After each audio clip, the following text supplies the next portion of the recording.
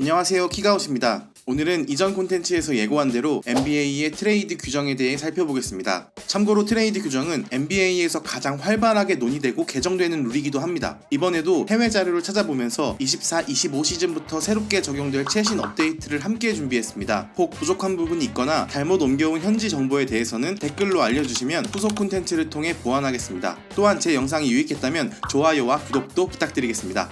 트레이드 첫 번째는 트레이드입니다. 말 그대로 거래라는 뜻으로 NBA의 각 팀들이 선수나 각종 재화를 거래할 수 있는 규정입니다. NBA에서 트레이드할 수 있는 대상은 기본적으로 팀에 소속된 선수이지만 이외에도 드래프트 픽, 현금, 선수 영입 권리, 픽 수합 권리 등도 트레이드할 수 있습니다. 여타의 스포츠 리그와 다른 점 중 하나는 돈만으로는 다른 팀의 선수를 영입할 수 없다는 점입니다. 예를 들어 유럽 축구 리그는 이적이라는 개념으로 A팀에게 이적료를 지불해서 특정 선수를 우리 팀으로 이적시킬 수가 있죠. 그런데 NBA에서는 오직 돈만으로는 다른 팀에 있는 선수를 영입할 수가 없습니다. 이는 NBA의 셀러리캡 제도와 연관됩니다. NBA의 모든 선수는 리그의 셀러리캡 규정에 따라서 각 팀과 연봉 계약을 맺고 있으며 트레이드 시에도 해당 계약은 유지됩니다. 즉 우리 팀에서 트레이드로 특정 선수를 영입한다는 건 그 선수가 기존 팀과 계약되어 있던 샐러리를 우리 팀에 가져온다는 의미이기도 합니다. 우리 팀 선수 연봉 총액이 아직 샐러리 캡을 초과하지 않았다면 몰라도 이미 샐러리 캡을 초과한 상태라고 한다면 트레이드를 통해 연봉이 더 비싼 선수를 영입하는데 제한이 있어야겠죠. 그래서 NBA는 이미 샐러리 캡을 넘기는 팀에서 트레이드를 통해 다른 팀의 선수를 영입할 때는 반드시 연봉 매칭 규정을 따르도록 하고 있습니다. 연봉 매칭 규정 연봉 매칭 규정이란 셀러리 캡을 초과하는 팀이 선수 간 트레이드 시 지켜야 하는 규칙입니다. 이미 셀러리 캡을 초과한 구단이라도 연봉 수준이 비슷한 선수 간 트레이드는 일부 허용해주기로 하는 세칙이라고 생각하면 됩니다. 그렇다면 허용 범위가 중요하겠죠. 이를 연봉 매칭 범위라고 말하는데 이 범위는 리그와 선수 협회가 주기적인 협의를 통해 업데이트합니다. 23-24 시즌까지는 2011년에 업데이트된 연봉 매칭 규정을 따랐습니다. 이에 트레이드 대상인 선수의 연봉 총액이 아래 3개의 구간 중 어디에 해당되는지에 따라서 허용 범위가 달라졌습니다. 첫 번째, 653만 달러 이하 구간. 우리 팀에서 내보내는 선수의 연봉이 653만 달러 이하라면 우리가 받을 수 있는 선수의 연봉은 내보내는 선수 연봉의 175% 플러스 10만 달러 이내여야 합니다. 두 번째, 654만에서 1960만 달러 구간. 우리 팀에서 내보내는 선수의 연봉이 이 구간에 해당된다면 우리가 받을 수 있는 선수의 연봉은 내보내는 선수 연봉에 플러스 500만 달러를 더한 연봉을 받는 선수를 영입할 수가 있습니다. 세 번째, 1961만 달러 이상 구간. 1961만 달러 이상을 받는 선수를 트레이드할 때는 내보내는 선수 연봉의 125% 플러스 10만 달러 이내여야 합니다. 그런데 위 연봉 매칭 범위가 나온 2011년만 해도 셀러리 캡이 6,500만 달러 수준으로 2024년 셀러리 캡인 1억 4,100만 달러 대비 절반도 채 안됩니다. 이에 당시에는 1961만 달러 이상의 거래는 전체 셀러리의 30%에 육박하는 아주 큰 규모의 트레이드였는데 지금은 2,000만 달러 이상을 받는 선수만 해도 리그에 80명 가까이 될 정도로 리그 평균 연봉 인플레이션이 있습니다. 이에 24-25 시즌부터는 완전히 새로운 연봉 매칭 범위가 적용될 예정이라고 합니다. 아직 공개된 정보가 많지 않아서 저는 미국의 스포츠 비즈니스 교육기관인 SBC 웹진을 통해 공개된 현재까지의 정보를 정리해드리겠습니다. 새로운 연봉 매칭 규정은 트레이드 대상이 되는 선수 연봉을 3개 구간으로 나눠서 매칭하는 기존 컨셉은 유지되지만 구간 범위가 좀 달라졌습니다. 기존에는 653만 달러 이하 구간, 654만에서 1960만 달러 구간, 1961만 달러 이상 구간으로 나뉘어 있던 연봉 매칭 범위가 750만 달러 이하 구간, 751만에서 2900만 달러 구간, 2901만 달러 이상 구간으로 규모가 좀 더 커진 것입니다. 또한 구간별 세부적인 내용에도 업데이트가 있습니다. 첫째, 750만 달러 이하 구간. 우리 팀에서 내보내는 선수의 연봉이 750만 달러 이하라면 우리가 받을 수 있는 선수의 연봉은 내보내는 선수 연봉의 200% 플러스 25만 달러 이내까지 허용됩니다. 예를 들어 우리 팀에서 트레이드할 선수의 연봉이 500만 달러라면 이에 200%에 해당되는 1천만 달러에 25만 달러를 더한 1025만 달러 이내의 선수를 영입할 수 있습니다. 둘째, 751만에서 2900만 달러 구간. 우리 팀에서 내보내는 선수의 연봉이 이 구간에 해당된다면 우리가 받을 수 있는 선수의 연봉은 내보내는 선수 연봉 플러스 750만 달러까지 허용됩니다. 예를 들어 우리 팀에서 트레이드할 선수 연봉이 2500만 달러라면 여기에 750만 달러를 더한 3250만 달러 이내의 선수를 영입할 수 있다는 겁니다. 셋째, 2901만 달러 이상 구간.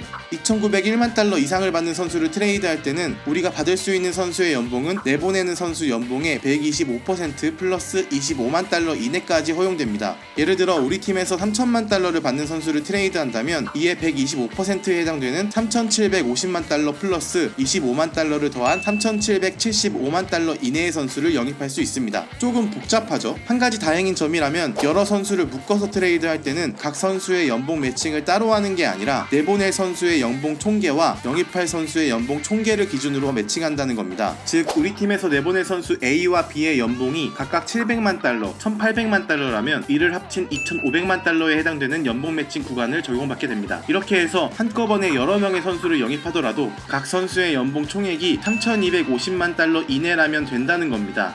에이프런 트레이드 제한. 그런데 생각해보면 뭔가 좀 이상합니다. NBA의 연봉 매칭 규정은 보내는 선수 샐러리 대비 받는 선수 샐러리가 좀 더 높은 걸 일부 허용해주고 있습니다. 그렇다 보니 샐러리 캡을 이미 초과한 팀은 여러 번의 트레이드를 통해 계속해서 팀 샐러리를 늘릴 수가 있습니다. 팀 샐러리는 팀 선수단 경쟁력의 총합이라고도 볼 수 있으니까 연봉 매칭 규정을 잘만 이용한다면 계속해서 선수단을 강화할 수 있다는 이야기가 됩니다. 실제로 2023년 오프시즌의 보스턴 셀틱스는 이미 샐러리 캡이 사치세 라인을 넘겼는데도 연봉 매칭 규정을 활용해서 연봉 총액이 약 3,400만 달러인 말콤 브록던과 로버트 윌리엄스 3세를 포틀랜드에 보내면서 이보다 연봉이 높은 3,650만 달러의 드루 할러데이를 영입할 수 있었습니다. 제가 보스턴 셀틱스의 팬이긴 하지만 위의 트레이드는 연봉 매칭 규정은 물론 샐러리 캡이 존재하는 목적과는 방향성이 조금 다른 트레이드로 보일 수도 있겠다는 생각이 듭니다. 이에 이렇게 막대한 사치세에도 꼼짝하지 않고 선수단에 과도하게 투자하는 부자 구단을 견제하기 위해 2024년 오픈 시즌부터 NBA의 새로운 연봉 매칭 규정이 도입됩니다. 바로 에이프런 트레이드 제한입니다. 24-25 시즌부터는 퍼스트 에이프런을 넘는 팀은 내보내는 선수 연봉의 110%까지의 선수만 영입할 수 있고 세컨드 에이프런을 넘는 팀은 트레이드 시 내보내는 선수보다 높은 연봉의 선수를 영입할 수가 없게 됩니다. 이를 하드캡에 걸린다고도 표현합니다. 이에 미국의 스포츠 전문 웹진인 디 애슬레틱은 앞으로는 피닉스 선즈의 브래들리 빌 영입이나 미러키 벅스의 데미안 릴라드 영입과 같은 트레이드를 보기 어려워질 것이라고 전망합니다. 사치세 라인을 이미 넘긴 팀에서 저렴한 가격의 선수를 여러 명 묶어서 그보다 더 큰 연봉을 받는 스타급 선수를 영입하는 트레이드를 말하죠. 앞으로는 슈퍼팀을 보기가 더 어려워질 수도 있겠습니다.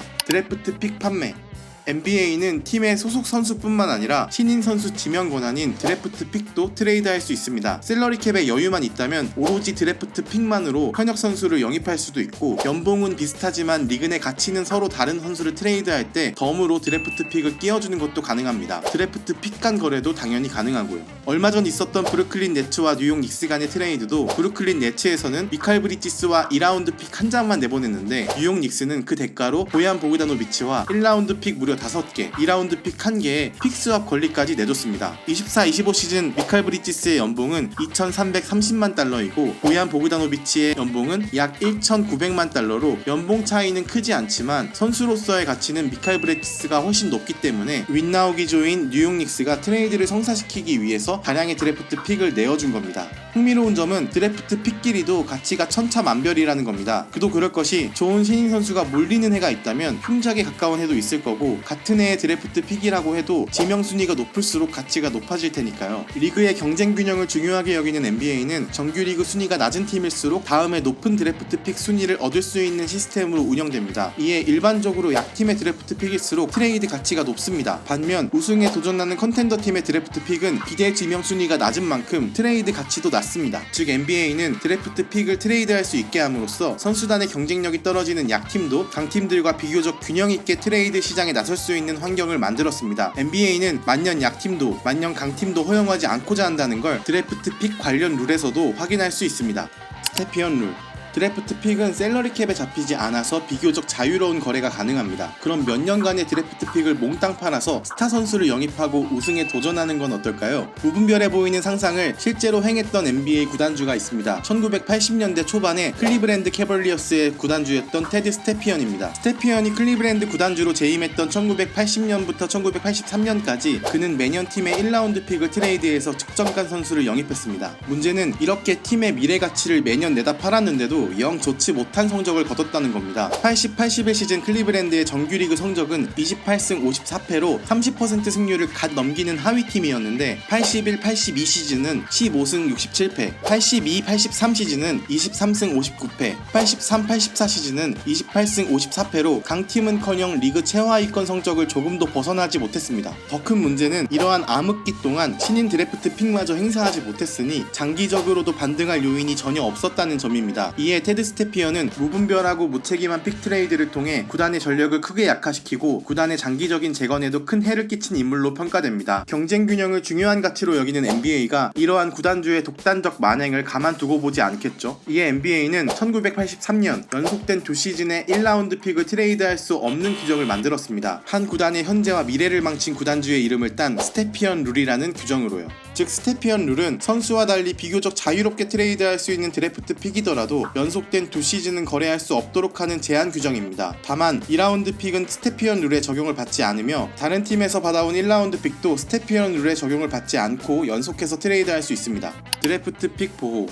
앞서 약팀일수록 신인 드래프트 지명순위가 높아지기 때문에 드래프트 픽의 가치도 높아진다고 했었죠. 그런데 미래의 우리 팀 경쟁력을 현재의 우리가 어떻게 정확히 알 수 있을까요? 바로 다음 해의 드래프트 픽이라고 해도 1에서 14순위 지명권은 성적이 낮은 팀 간의 로터리 픽 추첨을 통해서 시즌 종료 후에 결정되는 거니까 사실 드래프트 픽의 가치가 별일지 똥일지는 트레이드를 하는 시점에는 정확히 알지 못합니다. 몇 년 뒤 픽이면 더 그렇고요. 이렇게 드래프트 픽을 내주는 팀이나 받게 되는 팀 모두에게 잠재적인 위험성이 있다면 드래프트 픽 거래가 활성화되긴 어려울 겁니다. 그래서 NBA는 보다 합리적인 드래프트 픽 거래를 위해 픽 보호 거래라는 개념이 있습니다. 판매하는 드래프트 픽에 특정 보호 조건을 붙여서 해당 픽이 일정 순위 이내에 있을 경우 원래 팀에 돌아가도록 하는 세칙입니다. 예를 들어 A팀이 2025년 1라운드 픽에 탑10 보호 조건을 붙여서 B팀에 트레이드한다고 해봅시다. 이런 경우 해당 픽의 지명 순위가 다음에 10위 안에 들지 못하면 B팀에서 그 픽을 행사하겠지만 로터리 추첨을 통해 10위 안에 든다면 다시 A팀으로 픽이 돌아가게 됩니다. 물론 이렇게 보호 조건에 부합해서 픽이 원팀에 돌아가게 되면 B팀에는 그 다음 연도 A팀 드래프트 픽이 넘어가니 안심하셔도 됩니다. 이러한 보호 픽 설정은 연속적으로도 할 수 있습니다. 앞선 A팀으로 예를 들면 2025년 픽에는 탑10 보호 조건을, 2026년 픽에는 탑7 보호 조건을 걸어서 트레이드할 수 있는 겁니다. 그렇게 해서 25, 26년 픽이 모두 보호 조건 안에 들어서 A팀으로 픽이 돌아가게 되면 B팀에는 다시 1년 뒤인 27년 픽이 넘어갑니다. 이렇게 보호 조건이 모두 끝난 뒤에 받는 드래프트 픽은 어떤 순위가 지명되든 B팀이 무조건 행사할 수 있습니다.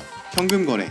앞서 잠깐 설명했듯이 NBA에서는 다른 팀의 선수를 현금만으로는 사올 수가 없습니다. 현금 거래는 선수 간 트레이드에서 현금을 추가하는 방식으로 활용하거나 셀러리 캡의 영향을 받지 않는 드래프트 픽을 현금만으로 사올 때 활용할 수 있습니다. 이렇듯 NBA에서 현금 거래는 아주 활성화된 트레이드 방식이라고는 말하기 어렵습니다. 왜 그런 걸까요? NBA에는 각 팀이 한 시즌 동안 트레이드에 사용할 수 있는 현금 총액에 제한이 걸려있기 때문입니다. 이는 셀러리 캡의 약 4% 수준으로 매 시즌 조금씩 달라지는데 23-24 시즌에는 각 팀이 사용할 수 있는 현금 거래 총액이 636만 달러 정도에 불과했습니다. 또한 트레이드로 현금을 받는다고 해서 팀의 셀러리 캡이 늘어나는 것도 아니고 트레이드를 통해 얻은 현금으로 선수단 셀러리를 지급할 수도 없습니다. 트레이드로 받은 현금은 구단 시설 개선이나 스카우팅 활동, 마케팅 활동 등 구단 운영 비용으로만 활용할 수 있다고 합니다. 그래서 NBA 트레이드 시장에서 현금 거래는 주로 재정적 가치가 낮은 2라운드 픽 거래 등에만 한정적으로 활용됩니다. 가치가 낮은 2라운드 픽을 다른 구단의 현금과 트레이드해서 구단 운영비를 전략적으로 조달하는 거죠.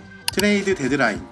NBA에서 트레이드는 신인 드래프트 직후부터 정규 시즌 3분의 2 시점인 2월 둘째 주까지 가능합니다. 이렇게 시즌 중반 이후 더 이상 트레이드를 할 수 없게 되는 시점을 트레이드 데드라인이라고 부릅니다. 그래서 매년 트레이드 데드라인 전에는 큰 규모의 트레이드가 많이 이뤄집니다. 우승권 전력에 반발짝 모자라서 전력을 더욱 강화시키고자 하는 팀이나 좋지 않은 성적으로 내년을 기약하기 위해서 빠르게 리셋 버튼을 누르는 팀이 트레이드 시장에서 만나 팀의 현재 가치와 미래 가치를 맞바꾸는 거죠. 실제로 이번에 보스턴 셀틱스와 파이널을 치른 댈러스 매버릭스도 23-24 시즌 트레이드 데드라인 직전에 워싱턴 위저드로부터 다니엘 게포드를 영입했고 샬럿 호네츠로부터 PJ 워싱턴을 영입한 뒤 팀 전력이 크게 상승하면서 파이널까지 오를 수 있었습니다. 이 외에도 많은 거래가 트레이드 데드라인 직전에 이뤄집니다. 그런데 NBA는 왜 트레이드 데드라인이라는 걸 운영하는 걸까요? 여기에도 리그의 경쟁 균형을 도모하는 NBA의 큰 뜻이 담겨 있는데 미디어에서는 트레이드 데드라인의 필요성으로 다음 세 가지를 꼽습니다. 첫째, 시즌 후반부 급격한 전력 변화 예방. 예방. 트레이드 데드라인은 정규 시즌을 3분의 2 정도 치른 시점에 위치합니다. 이 시점이 넘어가면 완전히 시즌 후반부가 되며 최하위권 팀이나 플레이오프 경쟁에 참여하기 어려운 팀의 윤곽이 더욱 뚜렷해집니다. 이때 트레이드 데드라인이 없다면 이미 시즌을 포기한 약팀이 주요 선수를 강팀에 트레이드할 수 있습니다. 그런 우승 경쟁은 각 팀 선수단의 노력이나 코칭 스태프의 전략 전술보다는 트레이드에 좌우될 수 있습니다. 트레이드 데드라인은 이런 시즌 후반부에 급격한 전력 변화를 예방하는 역할을 합니다.